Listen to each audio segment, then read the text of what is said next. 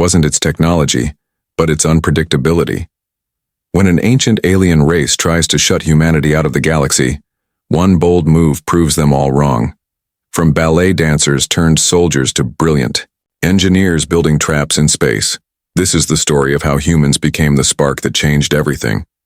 If you're new here, make sure to subscribe to the channel and show a thumbs up by liking the video. It really helps us out. Now, let's dive into this incredible journey beyond the stars. The diplomatic chamber aboard the Orion Reach was full, yet silent. Hovering high above a silver-blue planet, the station was considered the most advanced hub of peaceful negotiation in the galaxy. Inside its great hall, representatives from over 20 alien civilizations sat in elegant rows, their unique features glowing under the soft light of the dome. Some had feathers, others shells, and a few shimmered like liquid metal. In the center, standing tall and proud, was Envoy Merrick, Solon Earth's newest ambassador and the only human in the room. He stood calmly, though his heart raced. This was the moment Earth had waited for. The decision on whether humanity would be accepted into the interstellar alliance. They had made leaps in science, technology, and peaceful diplomacy in the past year. But not everyone was impressed. A sharp, wet slap echoed through the chamber. Councillor Vedrix, a member of the powerful and ancient Drelth Order, had slammed one of his many gelatinous arms onto the table. His translucent form shimmered an angry red as he stared at Merrick with visible disgust. "This is unacceptable," Vedrix said, his voice dripping with disdain. "The humans do not belong here. They are unproven, barely spacefaring, and emotionally unstable. We risk the integrity of the Alliance by letting them sit among us." Merrick remained still, refusing to rise to the bait. His dark eyes scanned the room, noting the way several alien delegates avoided eye contact. A few nodded quietly in agreement, with Vedrix. Others looked curious or uncertain. Then a voice spoke from behind Merrick's seat. "With respect, Councillor Vedrix, Earth's invitation was the result of a unanimous vote by the Zenari Council. It was not made lightly." The speaker was Commander Lyra Thorne, Earth's military liaison. Her voice was calm but carried strength. She didn't wear the formal robes of a diplomat, only her crisp dark blue uniform and a silver emblem on her shoulder. It gleamed faintly with the symbol of Earth's Space Command. Vedrix scoffed, rippling a darker shade. "Unanimous, perhaps, but foolish. What have the humans contributed that we could not achieve ourselves?" From the corner of Earth's delegation table, a man cleared his throat. He stood awkwardly, a bit older than the others, with round glasses and a kind face. This was Dr. Emil Hart, a civilian scientist who had found himself playing diplomat, more often than expected. "If I may," Hart said, adjusting his collar. "Rather than debate our place here, perhaps we could show you something."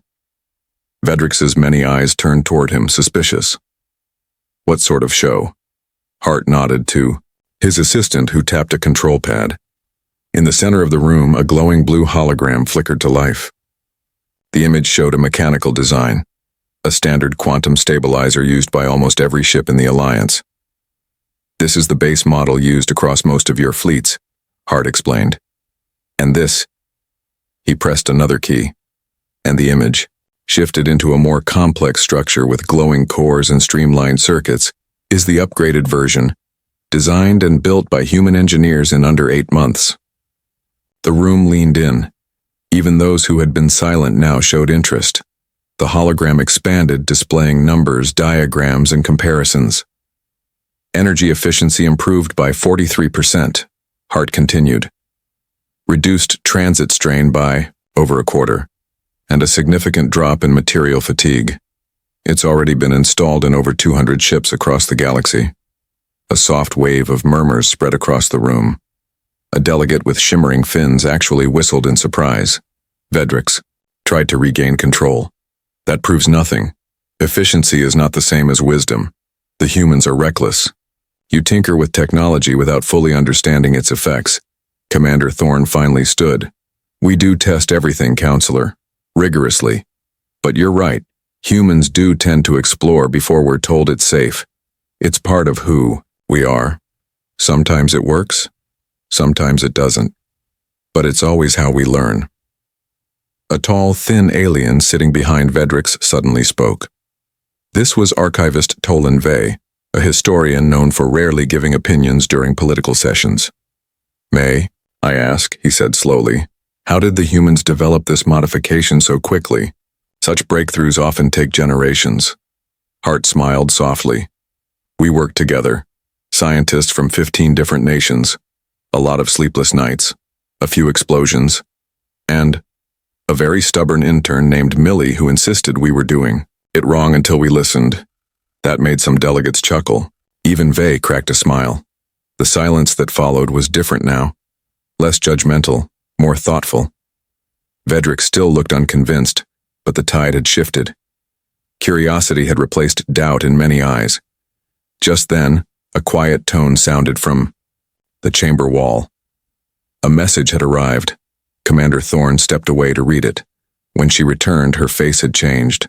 Serious, focused. She leaned close to Marek and whispered, "We may have a problem. An unregistered vessel just appeared at the edge of Earth's system. It's not one of ours, no response to calls." Marek's jaw tightened. He nodded. "We'll need to act fast." As the chamber slowly returned to its formal agenda, Envoy Marek Solon looked around once more. Earth wasn't fully accepted yet, but for the first time, they weren't being ignored. The voice of a new world had been heard. Now they just had to survive long enough to prove it. The transport vessel landed on the red sands of Mars, with a soft hiss, releasing a puff of fine dust into the thin atmosphere. Inside, several alien ambassadors shifted nervously in their seats, unsure of what to expect. They had been invited to Earth's primary training colony to witness how humans prepared their space defense teams. Many of them thought it was just a show, some kind of dramatic display meant to impress. Still, curiosity had won out. Leading the group was Naro Quell, a tall, slender alien from the Varn species, known for their logic and restraint. His pale blue skin shimmered faintly under the ship's lights. He had read every report available. On humans, they were chaotic, emotional, and far too bold, but there was something fascinating about them.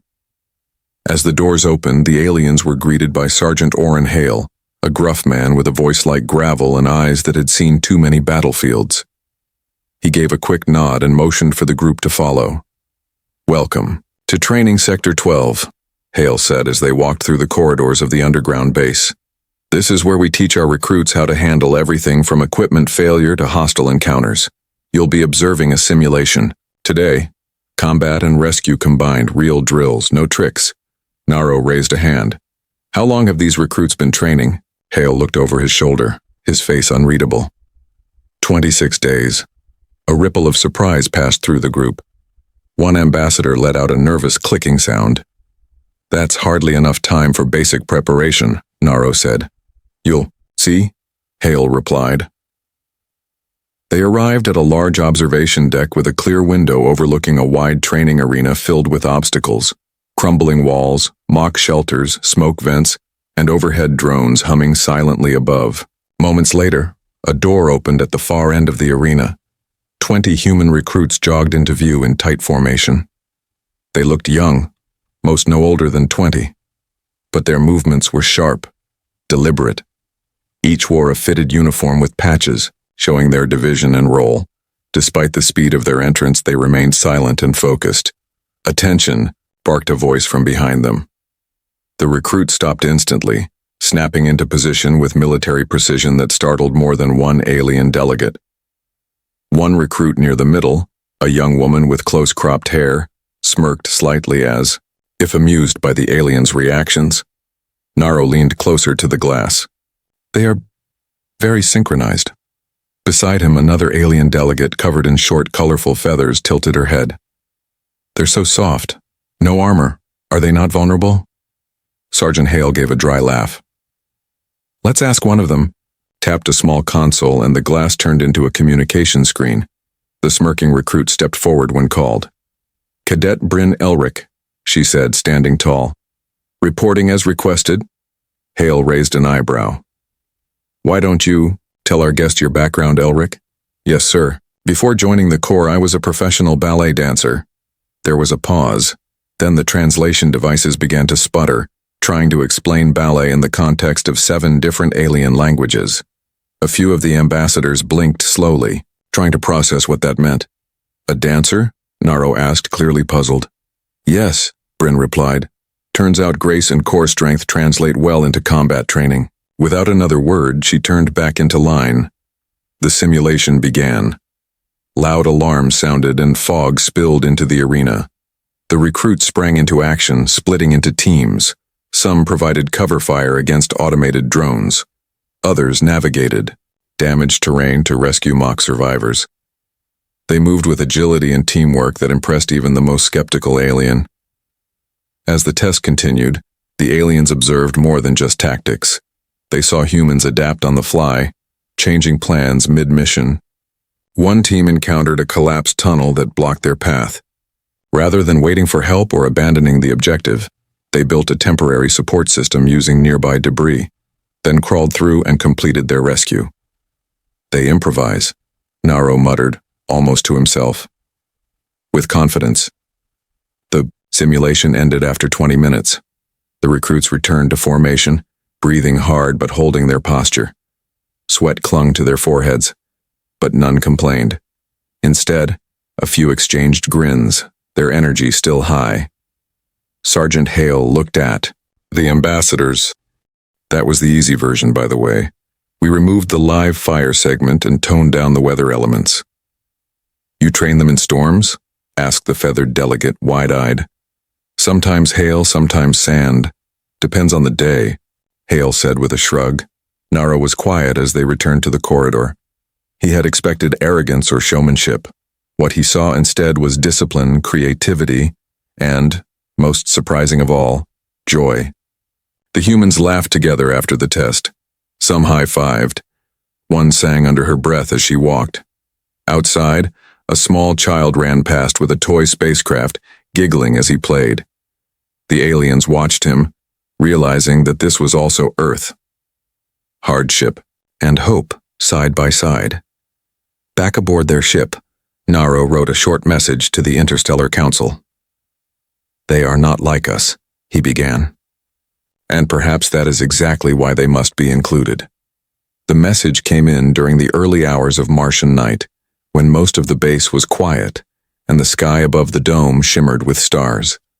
In a small control room deep underground, an alert blinked red on the screen. An unknown vessel had appeared at the edge of the solar system, near the Alpha Helix sector, outside known travel routes, and far from any active colonies. It hadn't answered hails. It hadn't identified itself, but it had scanned one of Earth's research ships with focused energy that looked too much like targeting systems. At Earth's Interstellar Diplomatic Command, the news caused immediate concern. Admiral Suri Diel, Earth's highest-ranking defense officer, was already reviewing sensor data when envoy Marek Solon arrived from Orion Reach. His expression was tight and his posture stiff, the way it always was when something serious had happened. I heard the words unidentified ship and weapons scan, Marek said as he entered. Not exactly how I wanted to start the day. Suri nodded without looking up. Her eyes were locked on the image, fuzzy gray but enough to see sharp lines and jagged hull structures. The design matches a class of vessels we've only seen in Alliance archives, she said. This wasn't a cargo ship and it wasn't lost. Standing behind her, Dr. Celine Hart, a technology advisor and sister to Emil Hart, adjusted her glasses and tapped on the console. It came in quietly. No signal, no drift. It scanned our ship and vanished. Do we know who it belongs to? Marek asked. We've shared the data with the council, Suri replied, and we just got confirmation. The ship design is linked to a species called the Krethar. The name didn't sound familiar, but the look on Suri's face said enough. Marek had been part of diplomatic efforts long enough to recognize when a name meant trouble. They're raiders, Suri explained. Not part of the Alliance, they move along the edges of known space, attack colonies that aren't well protected, take what they want, leave the rest in ruin. Pirates? More like opportunists with a fleet. They don't just steal. They study. They find weaknesses first, then they strike.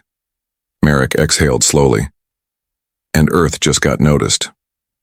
Later that day, a private meeting was held with the delegation from the Zenari Assembly, Earth's closest interstellar allies. Marek, Suri, and Dr. Hart sat across from Counselor Oren Tesk, a calm and thoughtful alien with dark eyes and a voice that sounded like a low hum. His advice was what they had expected. Request Assembly protection, Tesk said simply. It is the safest option. You'll be placed under the Assembly's defensive net. No Krethar vessel would dare approach. But the cost? Suri asked. Loss of autonomy, Marek answered before Tesk could. We'd need approval for every major project. Our tech development would be monitored, progress would slow. Significantly, Dr. Hart added, especially the transit gate. The transit gate project was Earth's pride, a nearly completed structure at the Earth-Luna L1 point, designed to open stable paths through spacetime. It would be humanity's first real leap into the wider galaxy. But under protection, the project could be delayed by years. Tesk nodded. Yes, but you'd be safe. Suri stood. She didn't shout. She didn't argue. She simply said, We didn't come this far just to hide behind someone else. There was silence after that. Then another voice joined the conversation. Kryn Dara, a soft-spoken strategist from the Zareen species, stepped forward. Her people rarely gave advice, but she looked excited, almost amused. There is another way, she said, but it's not typical. Suri crossed her arms. We're listening. Dara's plan was daring, dangerous, and exactly the kind of thing humans would come up with themselves. Instead of running, instead of hiding, they would set a trap.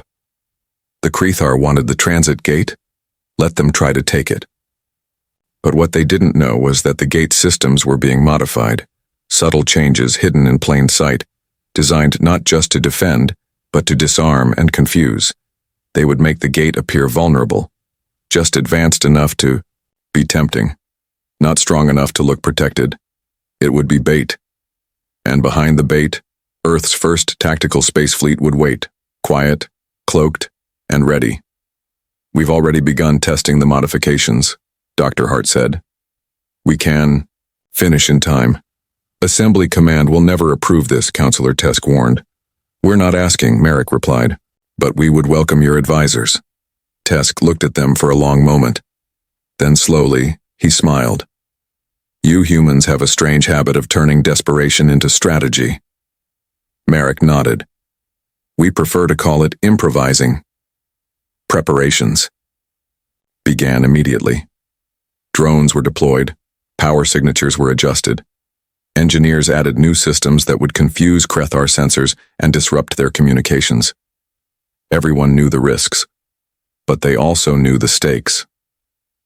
Late one evening, Marek stood on the observation deck of the orbital construction zone, watching Earth's most ambitious project glowing softly in space. The gate shimmered like a ring of starlight, not yet active but already powerful. Dr. Hart joined him. Do you think they'll take the bait? Marek didn't look away. Oh, they'll take it, he said. The question is whether we're ready when they do. And far beyond Mars, at the very edge of the solar system, 3 Krethar ships coasted silently through the void, hunting, watching, and waiting. The horizon was no longer quiet. The space around Earth was quiet, but tense.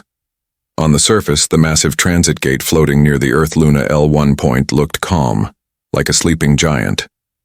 It glowed faintly with blue and silver light, slowly rotating as it completed system tests. To any outside observer, it was a powerful but unfinished project. What no one could see was that it had been carefully re-engineered to be a weapon in disguise. From the observation room high above the command deck, Admiral Suri Diel watched the gate with narrowed eyes. Her voice was calm as she gave orders, but her mind was racing. The Krethar ships had entered the outer solar system exactly as predicted. 3 sleek black vessels now approached in silence, their signals masked, weapons hidden, but not well enough to fool Earth's new sensors. They're matching the profile perfectly, reported technician Milo Var, a young engineer who had worked on the gate's secret systems. They're scanning from a distance just like before. Standing beside Suri was Krindira, the alien strategist who had helped design the trap. Her wide, dark eyes watched the incoming data with growing excitement. They see the gate as unfinished, weak, but irresistible. They'll come in close. On the main screen, the Krathar vessels shifted formation, accelerating toward the gate. Their target was clear. To them, it must have looked like the perfect prize, an advanced piece of technology, lightly defended and vulnerable. All units, Suri said over the comms, prepare to execute on my command. Around the gate, hidden behind asteroids, and shielded from scans, Earth's new defense fleet waited. Small, fast ships built for close-range maneuvers, not massive battles. They weren't trying to overpower the enemy. They were trying to outthink them. The Krathar moved into range. Still no communication, no warning. That alone was confirmation enough. The lead ship began charging weapons. They've committed, said Milo quietly. Suri's voice was steady. Now. At that command, the game changed. Power surged through the gate, but not to open it. Instead, hidden emitters burst into action, scrambling the Krathar's targeting systems. Their ship suddenly flickered with static, sensors blinded. At the same moment, the cloaked Earth vessels sprang to life, engines flaring silently in the vacuum. The battle that followed was quick, but chaotic. Krathar vessels fired blindly, but their systems were confused. Earth's ships moved fast, striking weak spots and vanishing before they could be locked on. Modified drones joined the fight, small and nearly invisible, releasing electromagnetic pulses that shorted out critical enemy systems. Inside one of the Earth ships, pilot Ray Niven flew with sharp focus. She dodged incoming fire, flipped her ship under a Krathar wing, and dropped a disabling charge directly onto their engine. The explosion sent the vessel spinning, dead in space. Elsewhere, an Earth squad locked onto the second ship and hit it with coordinated strikes, disabling its weapons.